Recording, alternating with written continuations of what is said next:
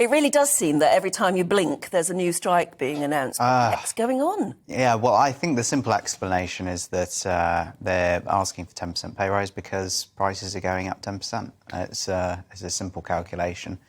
Annoying as some of these strikes are to people's daily lives, I think the fact is the government's just not addressing the cost of living crisis and people have had enough. OK, well, how does the government address the cost of living crisis? I think there's two ways to look at it. I think the first thing that we've got to look at right now is how people are paying their bills. And that can come in two ways. It's mainly to do with logistics. Energy is starting to creep up.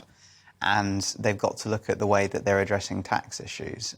They're adding more tax on. One report lately suggests that they're going to be tripling some people's council tax in the upcoming months. I mean, that's just not on for people who are already scraping the bottom of the barrel. Well, to be fair, council tax is set by local authorities. It is, and they're taking the cap off. So in doing that, they're essentially saying that they're going to find other ways of raising tax. And if all you're looking at is raising tax, supposedly to fill a £50 billion hole in the economy, you're essentially asking the taxpayer to foot the bill of your own errors, which is not a good way for governments to go about handling business. It does make you want to be a fly on the wall in Cabinet or something, because you wonder whether they really are addressing this and they simply can't think of what to do next, or whether they care. I mean, it's just, as you just said, it's almost as though they're not listening. Well, this takes us back to the miners' protests in a way. This is sort of the same sort of scale of action that we're beginning to look at now.